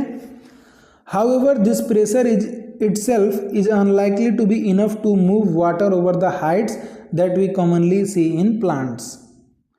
अब प्लांट का हाइट मान लीजिए जो ज़्यादा टॉल प्लांट हैं उनमें ये प्रेशर सिर्फ सफिशिएंट नहीं होता है पानी को ऊपर ले जाने के लिए, ठीक है ना। Plant use another strategy to move water into the xylem upright to the highest point of the plant body. तो इनको ऊपर तक ले जाने के लिए प्लांट एक अलग तरह की स्ट्रेटजी अपनाता है, और वो स्ट्रेटजी क्या है देखिए, वो स्ट्रेटजी क्या है। Provided that the plant has an adequate supply of water, the water which is lost through the stomata is replaced by water from the xylem vessels in the leaf. In fact, evaporation of water molecule from the cells of leaf create a suction which pulls the water from the xylem cells of root. तो पानी ऊपर कैसे चढ़ता है ये explain करना चाह रहा है यहाँ पे। देखिए जब ये लीव्स में पानी आता है ना, पानी आता है तो इस पे जब सनलाइट पड़ता है तो ये पानी इवापोरेट हो जाता है, स्टोमाटा के थ्रू बाहर निकल जाता है, इसी को ट्रांसपिरेशन कहा जाता है। ऐसा आप पीछे पढ़ चुके। अच्छा, जब यहाँ पे पानी था और पानी इवापोरेट हो जाएगा तो यहाँ पानी की कमी हो जाएगी ना, और यहाँ रूट सेल में पानी ढेर सारा पड़ा हुआ है, तो उसके वजह से एक सक्शन प्रेशर जनरेट हो जाता है। एक प्रेशर, यहाँ पानी कम है यहाँ ज़्यादा है, तो पानी ऑटोमेटिक अपने आप चला आ जाता है, अपने आप पानी नीचे से ऊपर की तरफ बढ़ता रहता है। क्यों? ये किसके वजह से हुआ? ये ट्रांसपिरेशन के वजह से हुआ। ठीक है, तो वही बता रहे हैं यहाँ पे, evaporation of water molecule from cells of leaf create a suction. मतलब सक्शन मतलब क्या होता है? सक करना। ठीक है, एक डिफिसिट, कमी, which pulls water from the xylem cells of root. तो जाइलम के रूट के जाइलम से पानी एब्जॉर्ब कर लिया जाता है, सक कर लिया जाता है। ट्रांसपिरेशन क्या होता है उसके बारे में लिखा हुआ है कि the loss of water in the form of vapour from aerial part of plant is called transpiration.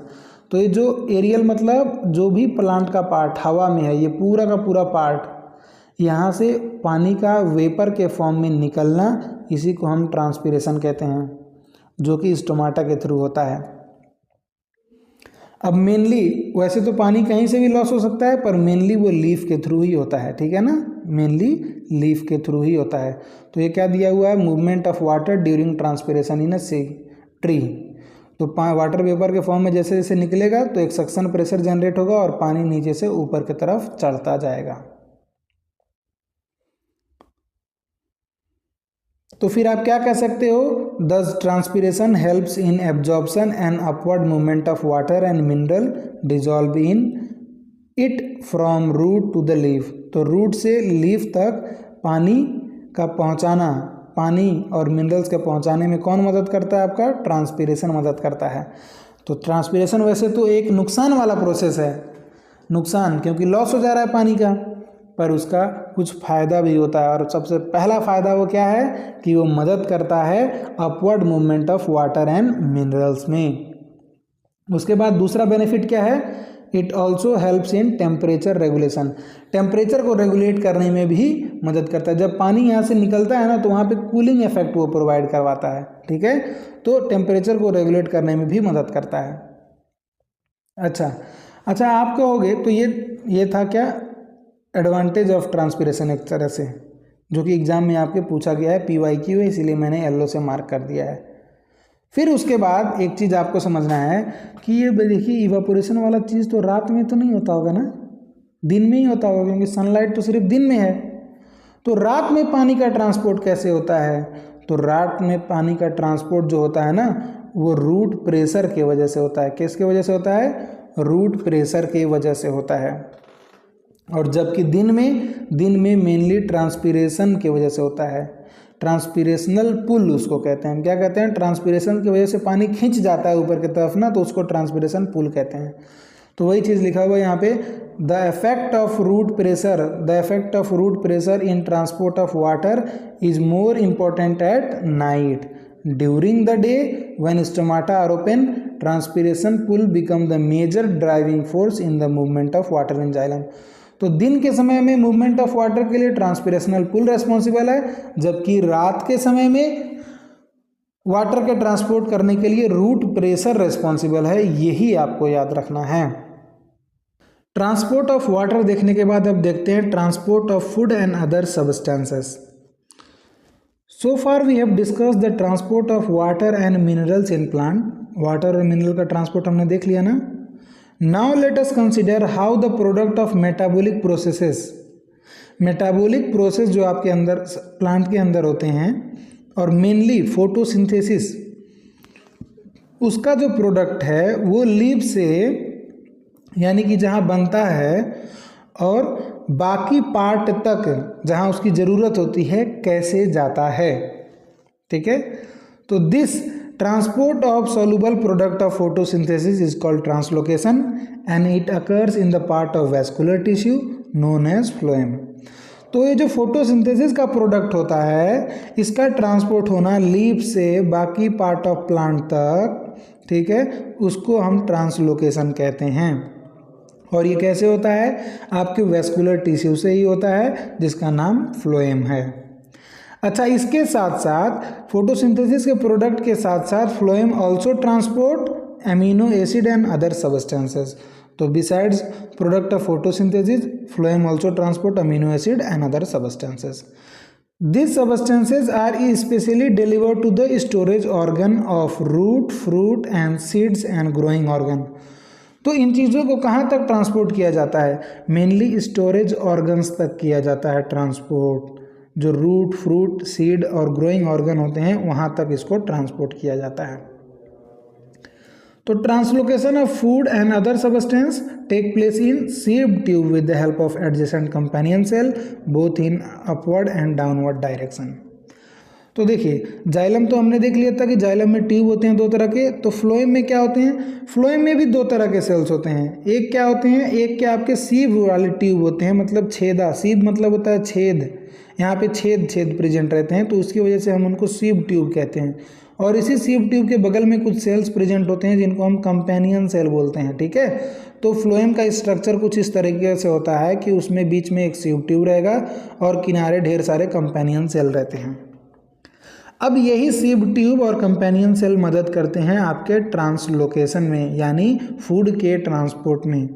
कैसे मदद करते हैं?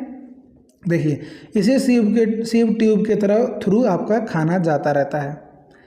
एक्चुअली यहाँ पे यही बताया गया रहेगा आपको कि जो आपने वाटर का ट्रांसपोर्ट देखा ना, उसमें तो एनर्जी का कोई रिक्वायरमेंट नहीं होता है, वो एक फिजिकल प्रोसेस है। क्या है? फिजिकल प्रोसेस है। बट जो आपका फूड का ट्रांसपोर्ट है वो एक एनर्जी रिक्वायरिंग प्रोसेस है। उसमें एटीपी का इस्तेमाल किया जाता है। और एटीपी का इस्तेमाल कैसे, कहाँ पर किया जाता है? देखिए, मान लीजिए जो आपके लीफ वाले ऑर्गन है, लीफ जो है, लीफ में क्या बन रहा है? आपका फूड बन रहा है। लीफ में क्या बन रहा है? आपका फूड बन रहा है। तो उस फूड को क्या किया जाता है? हमें लोड करना पड़ता है, वहाँ से लेकर आकर हमें इस सीव ट्यूब में लोड करना पड़ता है, चढ़ाना पड़ता है। ठीक है, और इसी चढ़ाने में ही हमें एटीपी का इस्तेमाल करना पड़ता है। क्या बताया? ये जो सीव ट्यूब है इसके बगल में जो कंपेनियन सेल हैं, ये कंपेनियन सेल क्या करते हैं कि जो आपके लीफ में फूड सिंथेसाइज हो रहा है, उस फूड सिंथेसाइज हो रहा है ना, ग्लूकोज, इसी ग्लूकोज को तो पहले वो सुक्रोज में बदल जाता है। तो ये सुक्रोज को हम क्या करते हैं? सीव ट्यूब में लोड किया जाता है, यहाँ से यहाँ भेजा जाता है, इसको लोडिंग कहते हैं। सुक्रोज यहाँ पर आ जाता है। अब सुक्रोज एक सॉल्यूट होता है। ठीक है, सुक्रोज क्या है? सॉल्यूट है। तो कहीं पे भी अगर सॉल्यूट का अमाउंट ज़्यादा हो जाता है ना, तो वहाँ पे ऑस्मोटिक प्रेशर ज़्यादा हो जाता है। तो जब सॉल्यूट को, सुक्रोज को यहाँ से यहाँ भेजा जाता है एटीपी का खर्च करके, इस प्रोसेस में एटीपी खर्च होता है, एटीपी का खर्च करके सुक्रोज को यहाँ से यहाँ भेज दिया गया। तो इस जगह पे होता है क्या? इस जगह पे ऑस्मोटिक प्रेशर हाई हो जाता है। ऑस्मोटिक प्रेशर हाई हो जाता है, और जहाँ पे ऑस्मोटिक प्रेशर हाई हो जाए ना, पानी उधर जाने लगता है, पानी उधर जाने लगता है। यानी पानी का मूवमेंट लो ऑस्मोटिक प्रेशर से हाई ऑस्मोटिक प्रेशर के तरफ होता है। देखिएगा, आपको उल्टा लगे, पर मैं अगर इसी को दूसरी बात से कहूँ आपके हिसाब से, तो आप कह सकते हो कि यहाँ पे सॉल्यूट ज़्यादा हो गया है और बाहर बगल में इसके सॉल्यूट कम हो गया, तो पानी इधर मूव करने लगेगा। तो सॉल्यूट के तरफ ही तो मूव करता है पानी आपका। तो जब सॉल्यूट की तरफ आपका पानी मूव करेगा तो क्या होगा, अब यहाँ पे प्रेशर ज़्यादा हो जाएगा, यहाँ पे क्या हो जाएगा, प्रेशर ज़्यादा हो जाएगा। अब प्रेशर यहाँ ज़्यादा हो गया, उसके कंपैरिजन में मान लीजिए नीचे के तरफ जो सीव ट्यूब है वहाँ पे प्रेशर कम रहेगा। अब जो आपका फूड मटेरियल है वो हाई प्रेशर से लो प्रेशर के तरफ ट्रांसपोर्ट हो जाता है। यही आपको आगे समझना है, ठीक है। तो ट्रांसलोकेशन ऑफ फूड और अदर सब्सटेंस कैसे होता है, सीव ट्यूब के थ्रू होता है, जिसमें कंपेनियन सेल मदद करते हैं। और दूसरी बात आप ये देखिए, वाटर का ट्रांसपोर्ट तो हमेशा अपवर्ड डायरेक्शन में होता है, लेकिन फूड का ट्रांसपोर्ट जहाँ ज़रूरत होगा ऊपर से नीचे की तरफ, लीफ से रूट के तरफ भी होगा, लीफ से ऊपर के ब्रांचेस के तरफ भी होगा, मतलब हर डायरेक्शन में होता है, या एक कह सकते हो बाई डायरेक्शनल होता है। फूड का ट्रांसपोर्ट अपवर्ड डायरेक्शन और डाउनवर्ड डायरेक्शन दोनों में होता है, जबकि वाटर का ट्रांसपोर्ट सिर्फ अपवर्ड डायरेक्शन में होता है। आगे देखिए, unlike transport in xylem which can be largely explained by simple physical process. तो जाइलम के थ्रू ट्रांसपोर्ट एक फिजिकल प्रोसेस है, लेकिन ट्रांसपोर्ट इन फ्लोएम ये कैसे होता है, it is achieved by utilising energy. इसका एनर्जी के इस्तेमाल करके किया जाता है। कैसे, जैसे सुक्रोज, ग्लूकोज को पहले सुक्रोज में बदल लेंगे, उसके बाद सुक्रोज को क्या किया जाएगा, material like sucrose is transferred into phloem tissue using energy from ATP, energy का इस्तेमाल करके एटीपी से। इससे क्या होता है, this increases the osmotic pressure of the tissue causing water to move in. जहाँ पे इस सुक्रोज को लेकर जाया जाएगा वहाँ पे ऑस्मोटिक प्रेशर आपका बढ़ जाएगा और उधर पानी मूव करने लगेगा, पानी उधर मूव करने लगेगा, ठीक है। This pressure moves the osmotic pressure of the tissue causing water to move into it, water उसके अंदर आने लगेगा। This pressure moves the material in the phloem to tissues which have less pressure. तो tissues के पास या नीचे दूसरे सिव ट्यूब के अलग दूरी वाले पार्ट में या टिश्यूज के पार्ट में वहाँ पे प्रेशर कम होगा, तो खाना यहाँ से यहाँ मूव करने लगेगा। This allows the phloem to move material according to the plant needs. अब प्लांट के नीड के अकॉर्डिंग खाना फ्लोएम के थ्रू मूव करता रहता है। ज़रूरी नहीं है हमेशा लीफ के थ्रू आकर रूट में आए।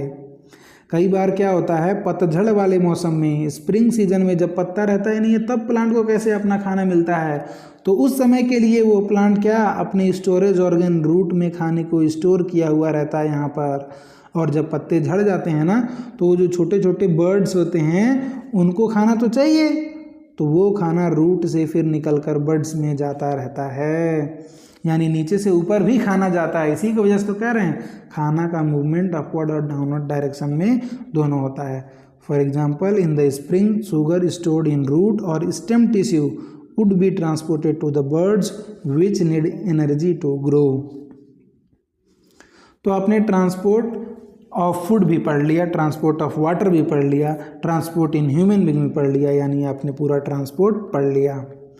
अब उसके बाद यहाँ पे देख लीजिए क्वेश्चन जो आपके एक्सरसाइज के हैं उसको डिस्कस कर लेते हैं। वैसे तो पीछे मैंने बहुत सारी चीज़ों को, ये जो ब्लू से मार्क किया हुआ है ये क्या है, आपके एक्सरसाइज के ही क्वेश्चन है। एक्सरसाइज का क्वेश्चन है, एक्सरसाइज का क्वेश्चन है, एक्सरसाइज का क्वेश्चन है, तो इसी वजह से मार्क किया। और येलो वाला जो है वो प्रीवियस ईयर है, ठीक है, प्रीवियस ईयर के क्वेश्चन का आंसर है।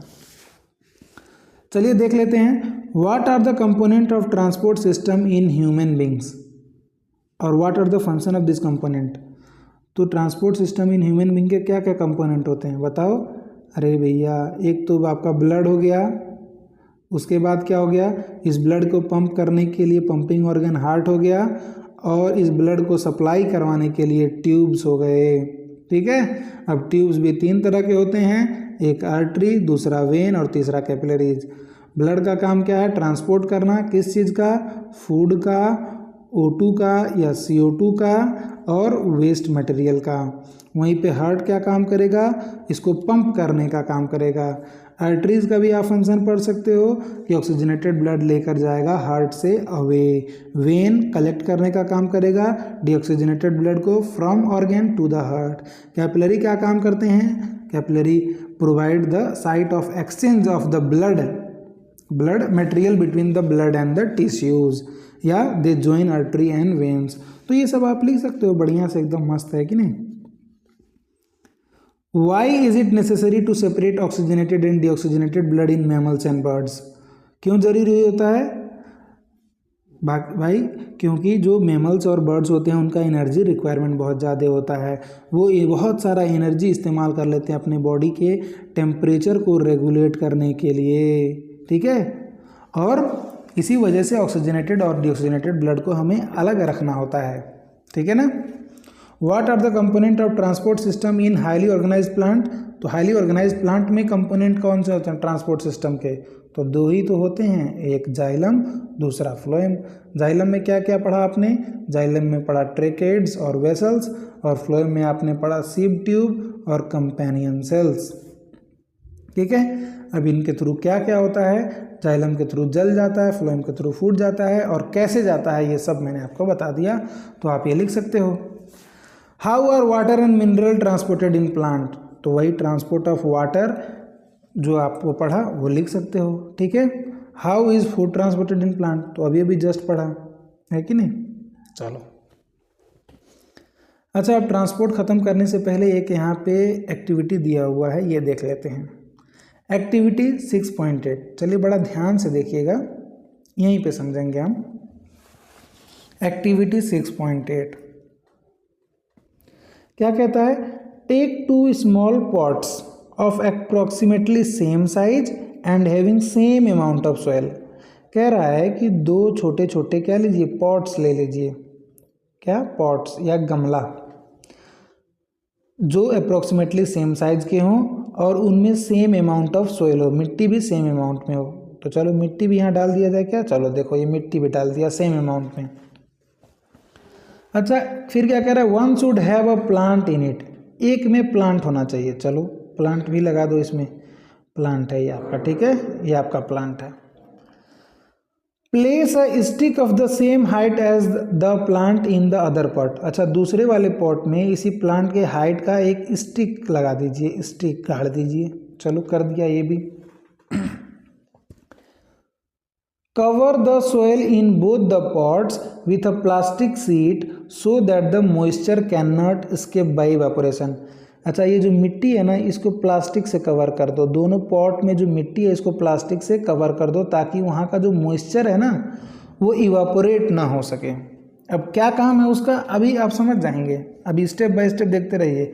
ये वाले स्टेप में क्या कह रहा है? इस मिट्टी को ढकने के लिए कह रहा है प्लास्टिक से, ताकि ये जो मिट्टी में मॉइस्चर होगा ना, पानी वानी थोड़ा बहुत तो होगा, वो सनलाइट के पड़ने की वजह से इवापोरेट ना हो, उसके लिए उसको प्लास्टिक से ढक दीजिए। अब उसके बाद क्या रहा है? Cover both set, one with the plant and the other with the stick, इन दोनों with plastic sheet and place in bright sunlight for half an hour. इन दोनों गमलों को प्लास्टिक से ढक दीजिए, प्लास्टिक से ढक दीजिए, और इन दोनों को ब्राइट सनलाइट में रख दीजिए आधे घंटे के लिए। अब उसके बाद क्या कीजिए? डू यू ऑब्जर्व, पूछ रहा है कि do you observe any difference in the two cases? क्या दोनों केस में आपको कोई डिफरेंस देखने को मिलेगा? तो आप कहेंगे यस, हमें दोनों केस में क्या देखने को मिलेगा? डिफरेंस। और वो डिफरेंस ये रहेगा कि बाबू इसमें ना, ये जिसमें प्लांट था, आप देखोगे कि प्लांट वाला गमले के ऊपर जो प्लास्टिक लगाया है, तो आप इसमें छोटे छोटे वाटर ड्रॉपलेट्स देखोगे। क्या देखोगे? छोटे छोटे वाटर ड्रॉपलेट्स देखोगे, जबकि इसमें नहीं देखने को मिलेगा, इसमें नहीं देखने को मिलेगा, ठीक है ना, इसमें नहीं देखने को मिलेगा। तो इसमें से ख़त्म कर दो, इसमें देखने को मिलेगा वाटर के ड्रॉपलेट्स प्लास्टिक से चिपके हुए।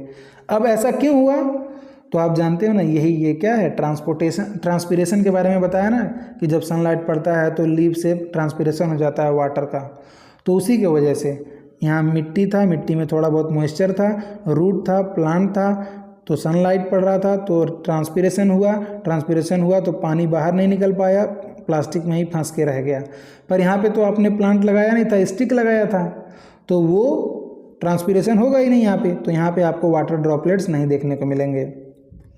अब हो सकता है बाई मिस्टेक आपको एक आध बूंदा यहाँ पे दिख जाए, तो वो हो सकता है कि ये वाला मिट्टी जो है इवापोरेट होकर चला गया हो, तो वो एक अलग बात है, ठीक है।